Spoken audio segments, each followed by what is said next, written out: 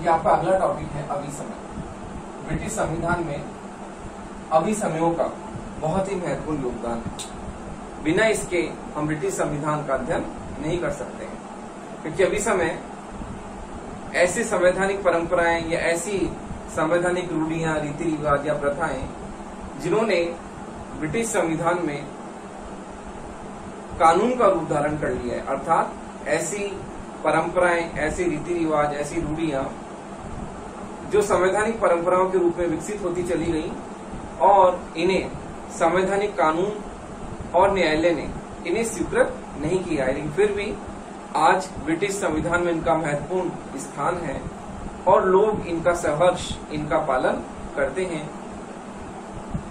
क्योंकि इनके पीछे कानून की शक्ति नहीं है, लेकिन फिर भी कानून की शक्ति के अभाव में भी लोग इनका जो है कानून की तरह इनका पालन किया जाता है। इस प्रकार से ब्रिटिश संविधान में अभिसमय जो है बहुत ही महत्वपूर्ण इनका स्थान है और ये ऐसी संवैधानिक परंपराएं या रीति रिवाज हैं जो समय के साथ साथ विकसित होती चली गई और जो आज ब्रिटिश संविधान में कानून के रूप में लोग इनका पालन करते हैं। तो देखिए अभिसमयों के बारे में हम देखते हैं। अभिसमय जो है ब्रिटिश संविधान में इनका महत्वपूर्ण स्थान है और समय के साथ साथ ब्रिटिश संविधान में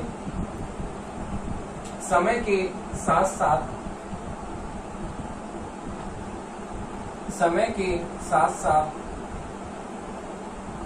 ब्रिटिश संविधान में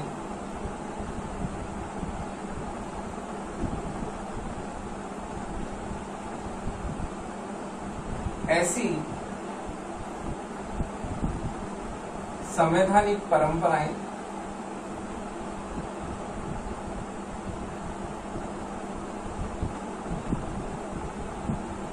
विकसित होती चली गई, ऐसी संवैधानिक परंपराएं विकसित होती चली गई जिन्हें संसदीय कानून एवं न्यायालय ने स्वीकृत नहीं किया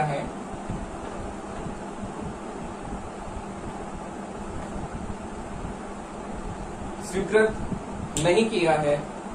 फिर भी उनका पालन स्वीकृत नहीं किया है, फिर भी उनका पालन लोग सहर्ष करते हैं।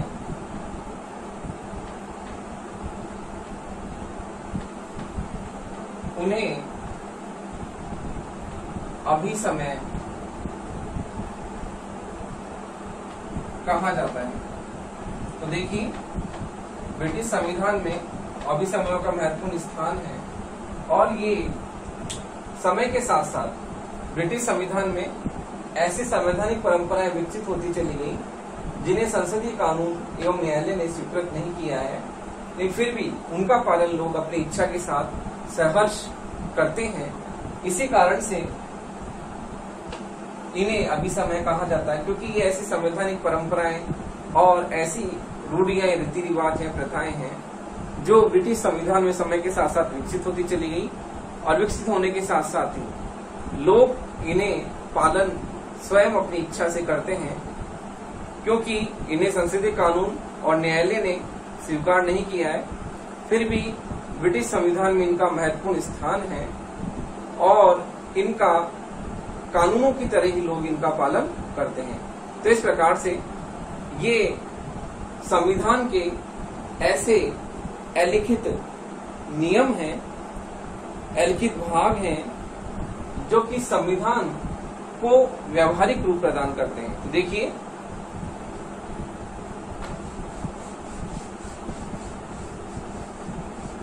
अभिसमय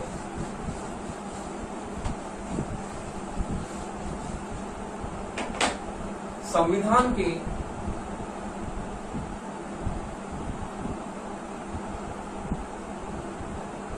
अलिखित भाग हैं, अलिखित भाग हैं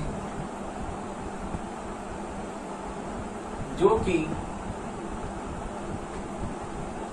उसे व्यवहारिक रूप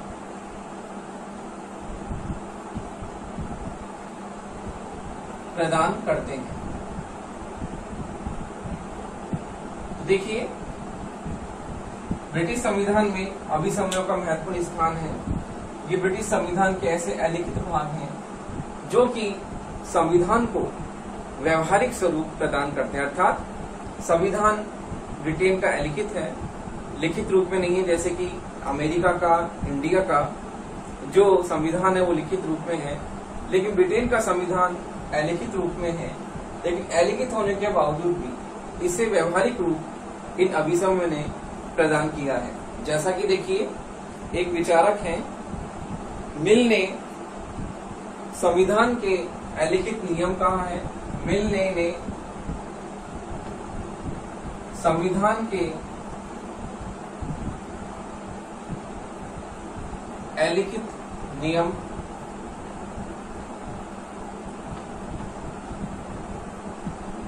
संविधान के अलिखित नियम के रूप में इन्हें कहा है, और उसी तरह डायसी ने इसे संवैधानिक अभिसमय कहा है। डायसी ने संवैधानिक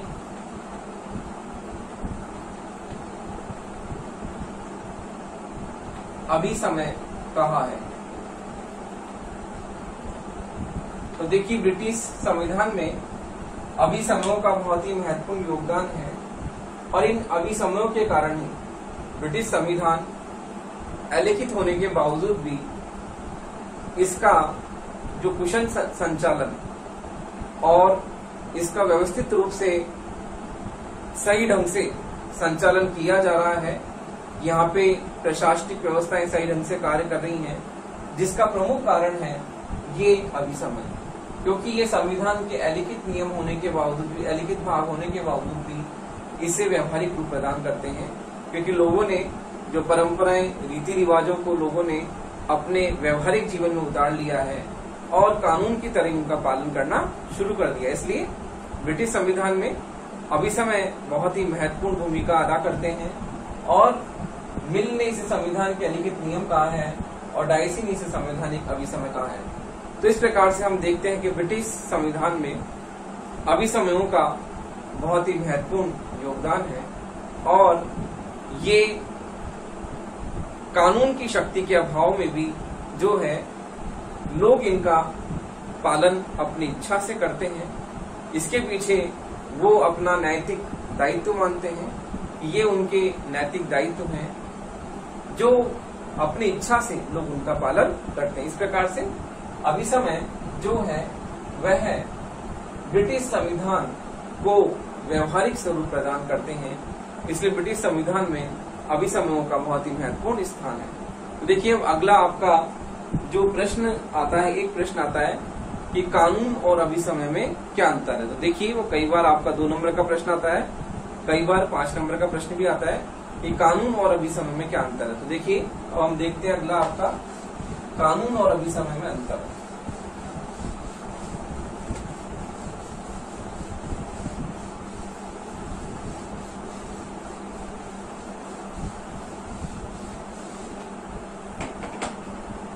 देखिए, कानून और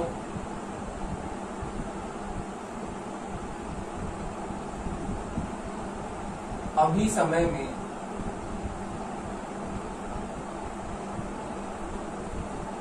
अंतर।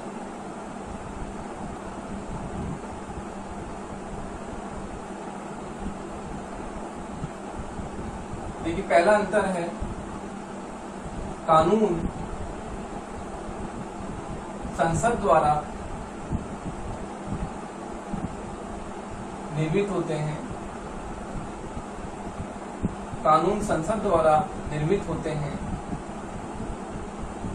जबकि अभिसमय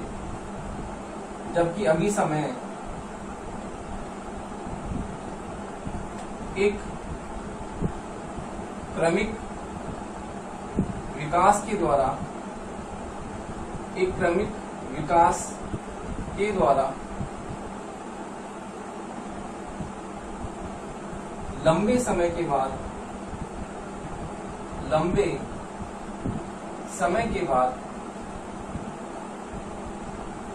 अस्तित्व में आते हैं। देखिए,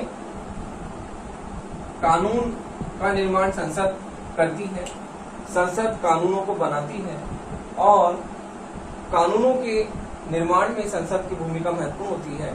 और जिस प्रकार से संसद ने कानून बनाए और तुरंत ही त्वरित रूप से वो लोगों के सामने आ जाते हैं, जबकि अभिसमय क्रमिक विकास के द्वारा लंबे समय के बाद में अस्तित्व में आते हैं। कि एक प्रोसेस होता है कि जब धीरे धीरे समय गुजरता जाता है तो अभिसमय वो परंपराएं लोगों के लिए कानून के रूप में लोग उनका स्वतः ही अपनी इच्छा से पालन करते हैं। तो एक लंबे समय के बाद में जब उनका चलन हो जाता है उसके बाद में ये अस्तित्व में आते हैं। तो कानून तो संसद द्वारा निर्मित होकर बिल्कुल तुरंत सामने आ जाते हैं, जबकि जो अभिसमय है वो लंबे समय के बाद में, लंबी प्रक्रिया के बाद में अस्तित्व में आते हैं। अगला है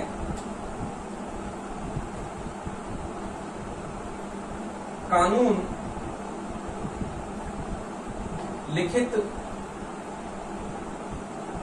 एवं स्पष्ट होते हैं। कानून लिखित एवं स्पष्ट होते हैं, जबकि अभिसमय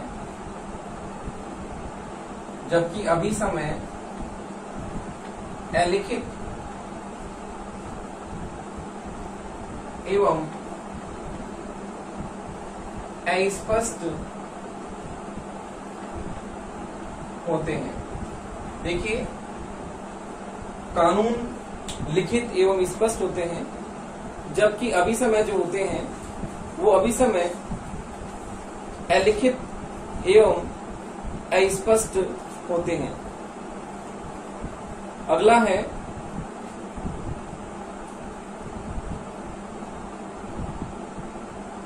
अभिसमय अलिखित एवं अस्पष्ट होते हैं। अगला है कानून जो है राज्य की प्रभुत्व शक्ति से संपन्न होते हैं। कानून राज्य की प्रभुत्व शक्ति से संपन्न होते हैं,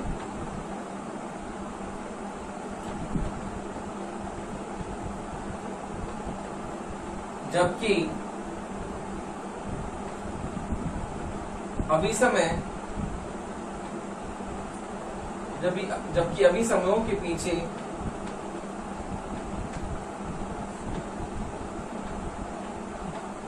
नैतिक शक्ति होती है।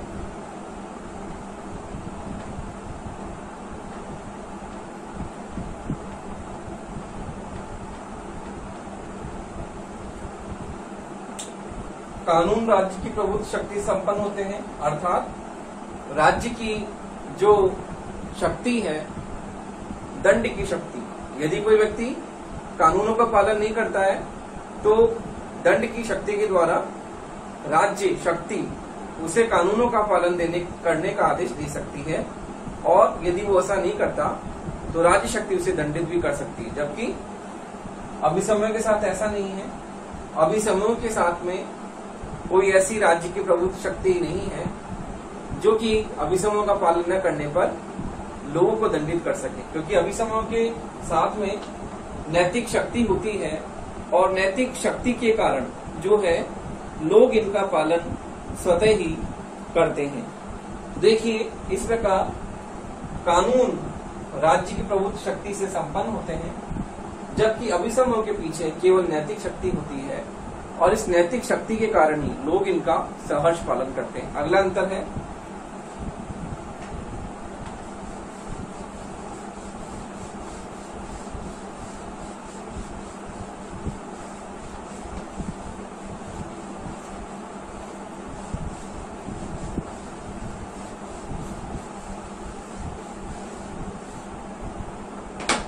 अगला अंतर है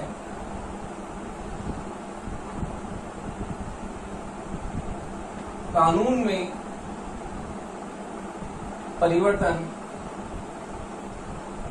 में परिवर्तन या संशोधन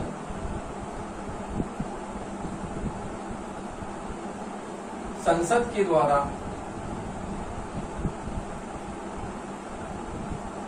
होता है,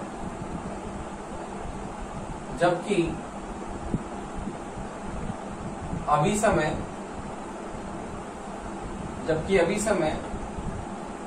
क्रमिक विकास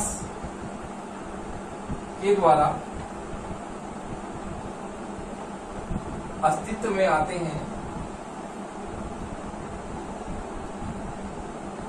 जबकि अभी समय क्रमिक विकास के द्वारा अस्तित्व में आते हैं और उनमें संशोधन भी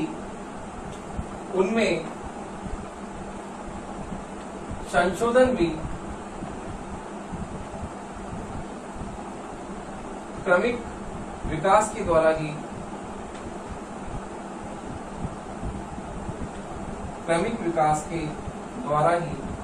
होता है।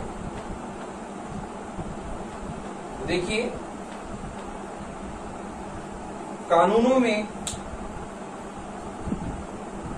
परिवर्तन संसद के द्वारा होता है, क्योंकि संसद कानूनों को निर्मित करती है और कानूनों को निर्मित करने के अलावा उनमें संशोधन करने का कार्य भी कौन करती है?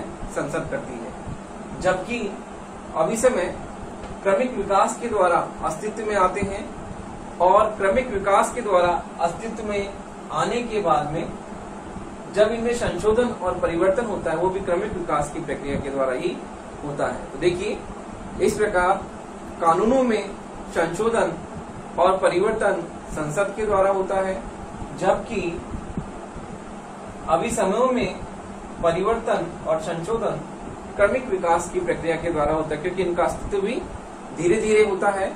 उसी प्रकार से इनके संशोधन की प्रक्रिया में भी क्रमिक विकास अर्थात धीरे धीरे विकास के द्वारा इनमें परिवर्तन होता है, धीरे धीरे इनमें परिवर्तन होता है। इस प्रकार कानून और अभिसमय में जो अंतर हमें स्पष्ट रूप से हमने देखे, अभी इनका अध्ययन करने के बाद में हम ये कहते हैं कि अभिसमय और कानून में अंतर होने के बावजूद भी ये दोनों एक दूसरे के पूरक हैं, एक सिक्के के दो पहलू हैं।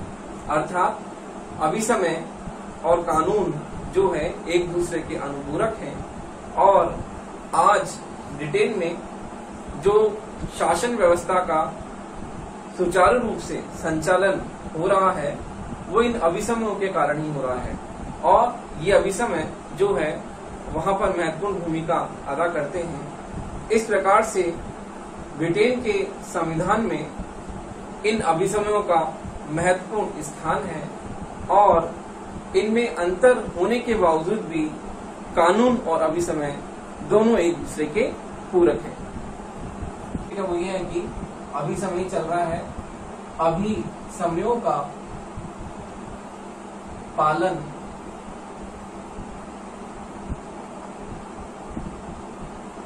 क्यों? अभिसमयों का पालन क्यों किया जाए, अर्थात ऐसी क्या कारण है जिनके पीछे अभिसमय जो होते हैं इनका पालन किया जाए। क्योंकि अभिसमय जो है वो न तो कानून के समान पवित्र है और न ही न्यायालय द्वारा ये स्वीकृत है, लेकिन फिर भी ऐसी क्या शक्ति है जो अभिसमय का पालन लोग स्वतः ही अनुशासित रूप से इनका पालन करते हैं। इसके पीछे क्या कारण है कि लोग इनका पालन जो है वो अपनी इच्छा से कानून की तरह इनका पालन करते हैं। देखिए, पहला पॉइंट है अभिसमय का उल्लंघन होने पर कानून का उल्लंघन। पहला है अभिसमय का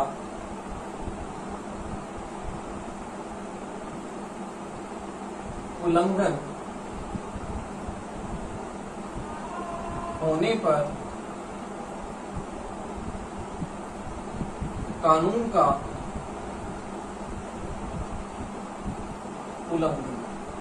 देखिए, यदि अभिसमयों का उल्लंघन वहां पर हमें दिखाई दे ब्रिटिश संविधान में, तो हम ये देखते हैं कि अभिसमय और कानून में इतना घनिष्ठ संबंध है कि इनका उल्लंघन यदि हो जाए तो ऐसा लगता है कि कानून का उल्लंघन स्वतः ही हो गया है।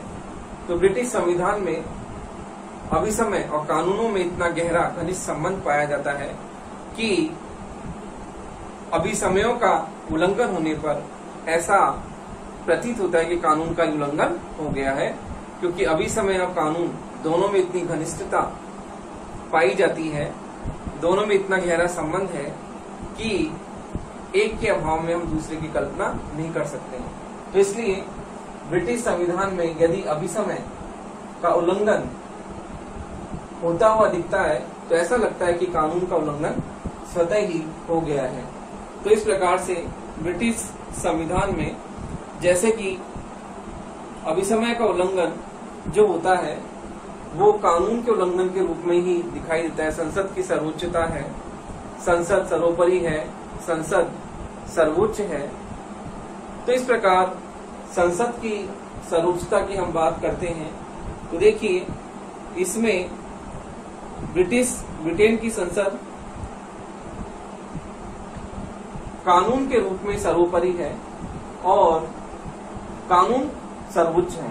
कानून का उल्लंघन होने पर व्यक्ति को दंडित किया जा सकता है, लेकिन अभिसमय का उल्लंघन होने पर व्यक्ति को दंडित नहीं किया जा सकता, क्योंकि कानून की प्रभुत्व शक्ति का इनमें क्या होता है, लोप होता है। इसमें कानून की शक्ति का अभाव होता है। लेकिन फिर भी वहां पर ऐसी व्यवस्था है, यदि अभिसमयों का पालन, क्योंकि अभिसमय का लोग वहां पर पालन कानून की तरह ही करते हैं, कानून की तरह ही इनको इतनी वहां पर प्राथमिकता दी जाती है, तो अभिसमय का उल्लंघन जो होता है वो उसका उल्लंघन होने पर ऐसा लगता है कि कानून का उल्लंघन स्वतः ही हो गया है। अगला है अभिसमयों के पीछे नैतिक शक्ति है।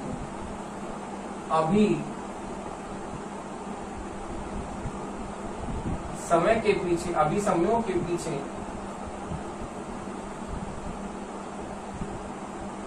नैतिक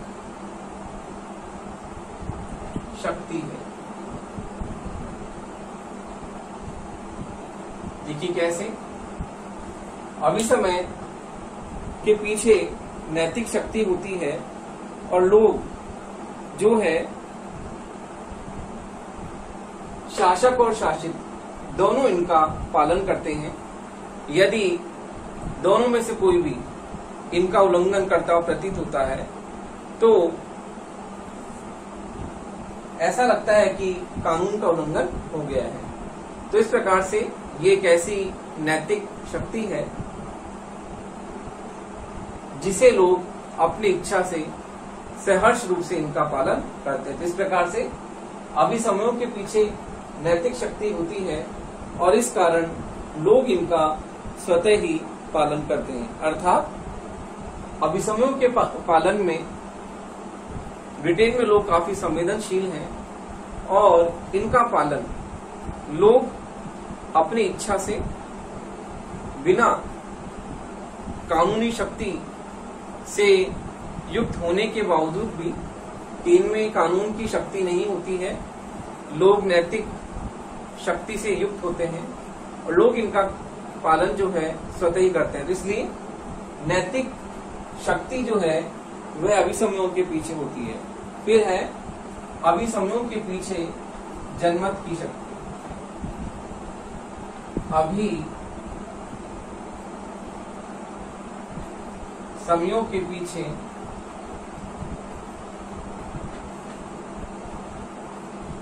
जनमत की शक्ति। देखिए जनमत की शक्ति जो होती है बहुत ही महत्वपूर्ण होती है और यदि जनमत किसी भी सरकार को प्राप्त है तो सरकार अपना स्थायी रूप से अपना शासन संचालित कर सकती है। उस शासन व्यवस्था को अपना शासन संचालन करने में कोई भी उसे किसी तरह की कोई असफलता या कोई गड़बड़ी उसे नहीं मिलती है और शासन संचालन कुशलतापूर्वक किया जाता है, क्योंकि जनमत की शक्ति उसके साथ में है। तो अर्थात जनमत की शक्ति ऐसी शक्ति होती है जो शासन व्यवस्था को सुचारू रूप से लंबे समय तक स्थायी रूप से शासन संचालित हो सकता है यदि शासन के पास में जनमत की शक्ति है।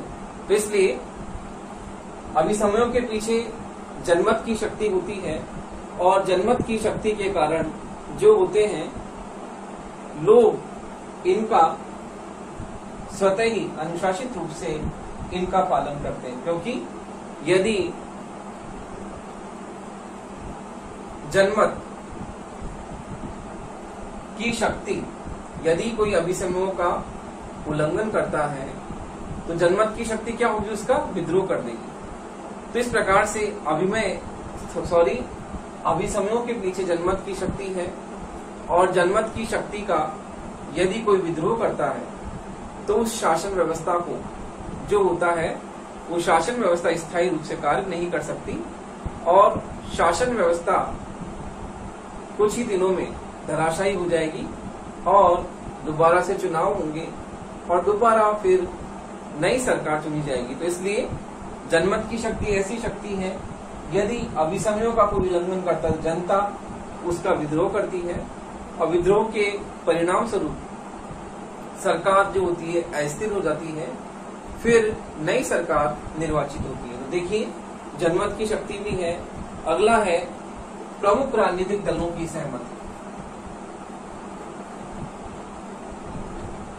प्रमुख राजनीतिक दलों की सहमति, अर्थात जो प्रमुख राजनीतिक दल हैं, ब्रिटेन में अनुदार दल और मजदूर दल वर्तमान में दोनों प्रमुख दल है, वहां द्विदलीय व्यवस्था है, और दोनों दलों के पास में सत्ता बारी बारी से हस्तांतरित होती रहती है चुनावों के माध्यम से। देखिए प्रमुख राजनीतिक दलों की सहमति भी है कि जनता जो है इनका गहराई से पालन करे, और शासन व्यवस्था को भी इन अभिसमयों का सख्ती से पालन करना होता है, क्योंकि अभिसमय नैतिक नियम है, नैतिक शक्ति से संचालित है। इसका मतलब ये नहीं है कि शासक और शासित दोनों ही इनका उल्लंघन करें। यदि कोई भी ऐसा करता है तो राजनीतिक दल जो होते हैं वो भी उनसे असहमति जताते हैं, और ब्रिटेन में मजदूर दल और अनुदार दल दोनों दल हैं, उनकी भी गहरी आस्था है कि सभी राजनीतिक दल और प्रशासनिक व्यवस्था अपना कुशल संचालन के लिए इनका पालन करें। अगला है ब्रिटिश जाति का रूढ़िवादी स्वभाव। ब्रिटिश जाति का रूढ़िवादी स्वभाव और मनोवैज्ञानिक तत्व।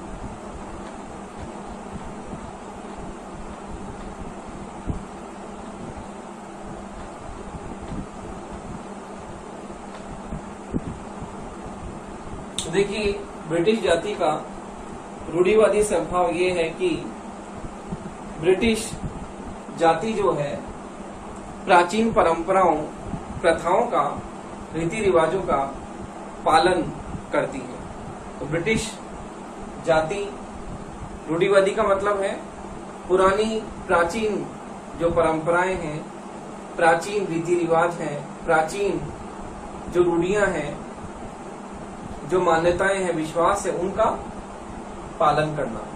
तो ब्रिटिश जाति इन प्राचीन मान्यताओं का, इन प्राचीन परंपराओं का पालन करती है। और मनोवैज्ञानिक तत्व ये है कि ब्रिटिश जाति अपनी जातीय श्रेष्ठता में विश्वास करती है कि ब्रिटिश जाति क्या है, सर्वश्रेष्ठ है। उनमें अपनी रेस के प्रति बहुत ही अहंकार और अभिमान की भावना है।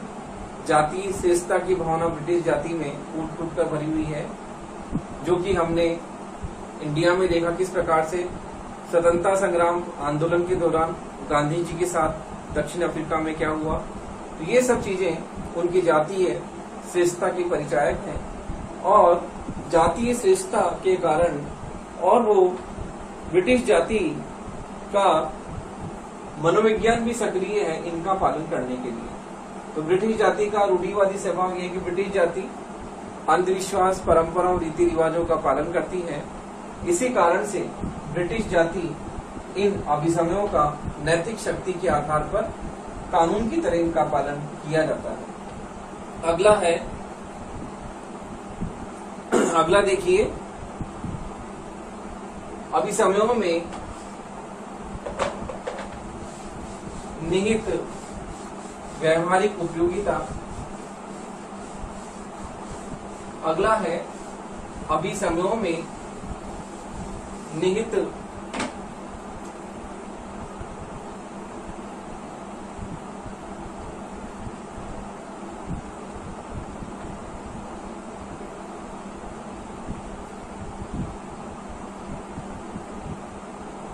व्यवहारिक उपयोगिता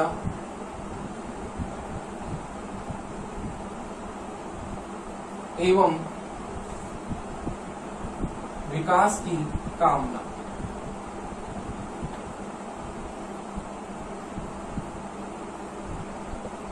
देखिए, ब्रिटिश जो जाति है वह अभिसमयों का पालन करती है, और इनकी व्यवहारिक उपयोगिता है वहां राजनीतिक जीवन में, क्योंकि वहां पर कानून जो है वह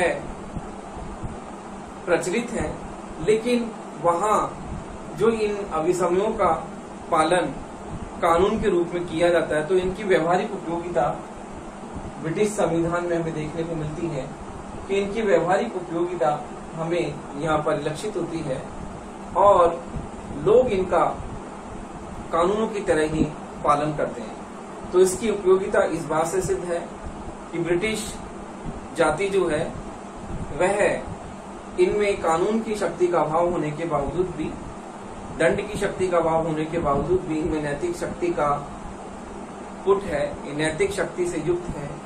इसके बावजूद भी लोग इनका जो है वह पालन करते हैं। तो इन लोगों ने इनको व्यवहार में अपना रखा है, तो इसकी उपयोगिता लोगों के व्यवहार में इसे अपनाने के कारण ही सिद्ध होती है कि लोगों ने इसे व्यवहारिक रूप से वहां पर अपना रखा है। तो इस प्रकार से ब्रिटिश जाति में अभिसमयों की व्यवहारिक उपयोगिता में देखने को मिलती है कि लोग जो हैं इनका स्वतः अपनी इच्छा से सहर्ष रूप से पालन करते हैं, और विकास की कामना की आगे जाकर ये कानून के रूप में क्या होते हैं, पालना इनका किया जाता है, और लोग इनको कानूनों की तरह ही इनका अनिवार्य रूप से पालन करते हैं। इनकी व्यवहारिकता इस बात से सिद्ध होती है। तो इस प्रकार हम ये देखते हैं कि ब्रिटिश संविधान में अभिसमयों का पालन क्यों किया जाता है, और किस प्रकार से ये वहां पर बहुत ही अनिवार्य और वांछनीय है। जिस प्रकार से कानून संसद द्वारा निर्मित होने के लिए सभी लोगों के लिए अनिवार्य होते हैं, वांछनीय होते हैं कि लोग उनका उल्लंघन नहीं कर सकते। यदि व्यक्ति उनका उल्लंघन करते हैं तो न्यायालय की शक्ति से कानून युक्त होते हैं, और व्यक्ति जो है इनका उल्लंघन करने पर न्यायालय उसे दंडित कर सकता है। लेकिन इनमें दंड की शक्ति का अभाव होने के बावजूद भी लोग इनका जो है पालन अपनी इच्छा से, इनकी व्यवहारिक उपयोगिता के आधार पर लोग इनका पालन करते हैं। इस बात से यह सिद्ध होता है कि ब्रिटिश संविधान में अभिसमयों का महत्वपूर्ण स्थान है, और ब्रिटिश संविधान में ब्रिटिश राज व्यवस्था का कुशलता पूर्वक संचालन करने के लिए अभिसमयों का होना अति आवश्यक है। इस प्रकार से ब्रिटिश जो गवर्नमेंट है उसमें इनका पालन कुशलता पूर्वक किया जा रहा है, तो इसकी उपयोगिता हमें इस बात से ही सिद्ध है कि अभिसमय का पालन वहां पर लोग व्यवहार में कर रहे हैं और कानूनों की तरह ही इनका लोग क्या करते हैं, पालन करते हैं। इस प्रकार से ब्रिटिश संविधान में अभिसमयों का पालन लोग अपनी इच्छा से करते हैं और कानूनों की तरह इनका पालन किया जाता है। इस प्रकार ब्रिटिश संविधान में अभिसमयों का बहुत ही महत्वपूर्ण स्थान है। तो देखिए, अब हम देखते हैं आगे आपका टॉपिक है अभिसमयों का वर्गीकरण। देखिए,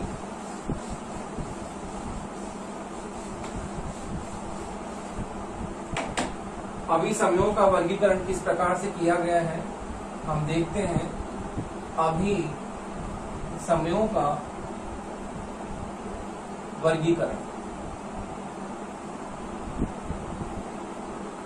अर्थात वहां पर जो भी अभिसमय प्रचलित हैं उनको किस प्रकार से क्लासिफाई किया गया है, हम लोग देखते हैं कि वहां पर अभिसमयों का वर्गीकरण किस प्रकार से है। तो देखिए, आगे हम देखते हैं कि अभिसमयों के वर्गीकरण में वहां पर हम देखते हैं कि राजा से संबंधित अभिसमय, राजा से संबंधित अभिसमय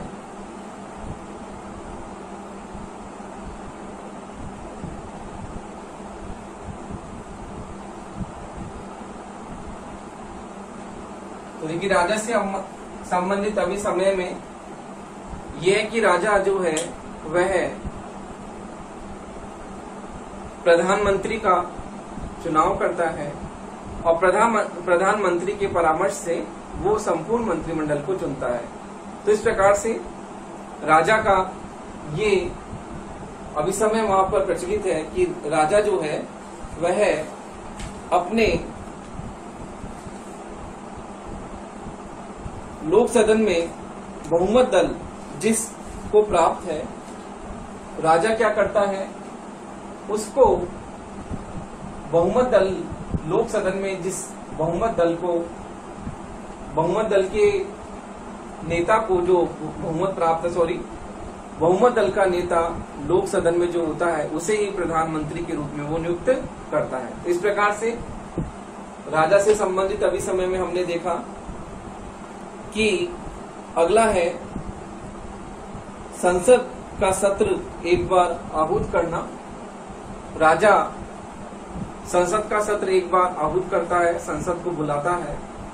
तो इस प्रकार राजा से संबंधित जो अभिसमय है उसमें हमने देखा। अगला है मंत्रिमंडल से संबंधित अभिसमय, अर्थात मंत्रिमंडल से संबंधित अभिसमय में हम ये देखते हैं मंत्रिमंडल से संबंधित अभिसमय। इसमें देखिए, मंत्रिमंडल से संबंधित अभिसमयों में हम ये देखते हैं कि मंत्रिमंडल में जो सदस्य होते हैं वो संसद के सदस्य होते हैं और संसद के सदस्य होने के कारण वो संसद के प्रति उत्तरदायी होते हैं। तो इस प्रकार मंत्रिमंडल के सदस्य सामूहिक रूप से संसद के प्रति उत्तरदायी होते हैं और यदि लोक सदन में कोई प्रस्ताव पारित करवाना है और उस प्रस्ताव को पारित करवाने के कारण अविश्वास प्रस्ताव पारित हो जाता है, अर्थात सरकार के प्रति अविश्वास प्रस्ताव पारित हो गया, वो प्रस्ताव पास नहीं हो पाया, तो सरकार क्या हो जाती है, गिर जाती है, सरकार अल्पमत में हो जाती है। इस प्रकार से हम देखते हैं कि लोक सदन में यदि महत्वपूर्ण प्रस्ताव कोई पास नहीं हो पाता है तो पूरे मंत्रिमंडल को इस्तीफा देना पड़ता है और मंत्रिमंडल की हार मानी जाती है। तो इस प्रकार से मंत्रिमंडल से संबंधित अभिसमय में मंत्रिमंडल की महत्वपूर्ण भूमिका है। अगला है संसद से संबंधित अभिसमय। संसद से संबंधित अभिसमय।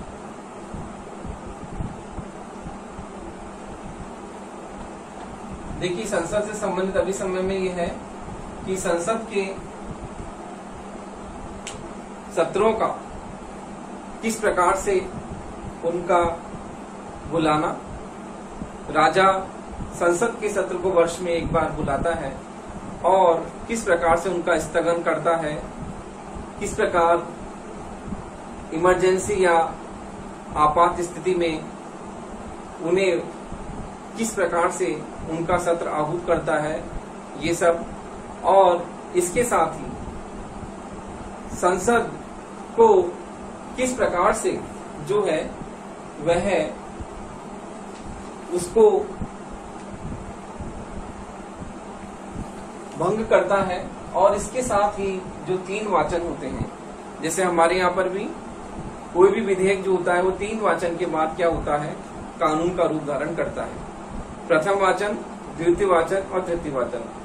जब एक सदन से किसी विधेयक पर 3 वाचन हो जाते हैं तो दूसरे सदन में वो विधेयक जाता है, उस पर 3 वाचन होते हैं और उन 3 वाचनों के बाद में वो क्या बनता है, हस्ताक्षर के लिए ब्रिटेन में राजा या रानी के पास जाता है और हमारे यहाँ पर राष्ट्रपति के पास जाता है। जब 3 वाचन के बाद में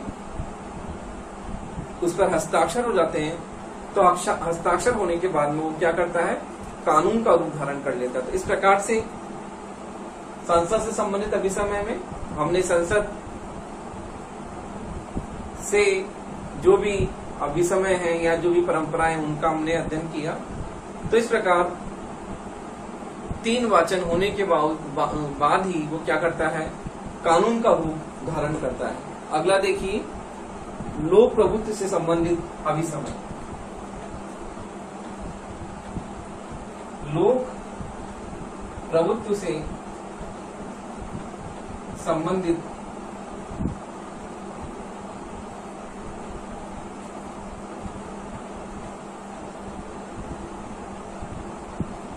देखिए, लोक प्रभुत्व का मतलब है जन प्रभुत्व की हम इसमें बात करते हैं।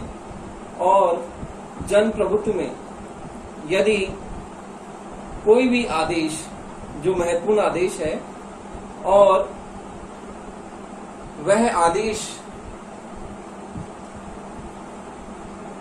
लोक सदन में यदि कोई भी महत्वपूर्ण विषय पर चर्चा होती है और उस पर अविश्वास का प्रस्ताव पारित होता है तो लोक सदन क्या हो जाता है, भंग हो जाता है। तो लोक सदन लोकप्रिय प्रभुसत्ता पर आधारित है और जनता के प्रति क्या है, उत्तरदायी है। तो इस प्रकार से हमें जनता के प्रति उत्तरदायी की भावना इसमें देखने को मिलती है।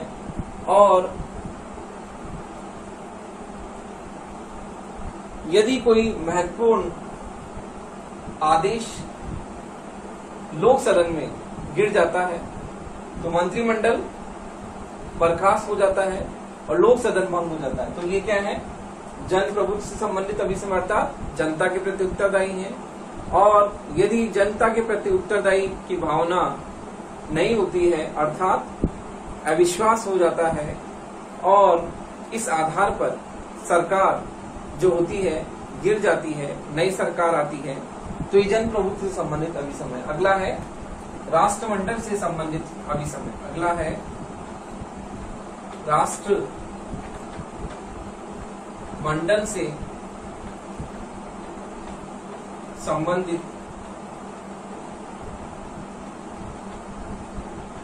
अभिसमय। तो देखिए, राष्ट्रमंडल से संबंधित अभिसमय में ये है कि ब्रिटेन जो है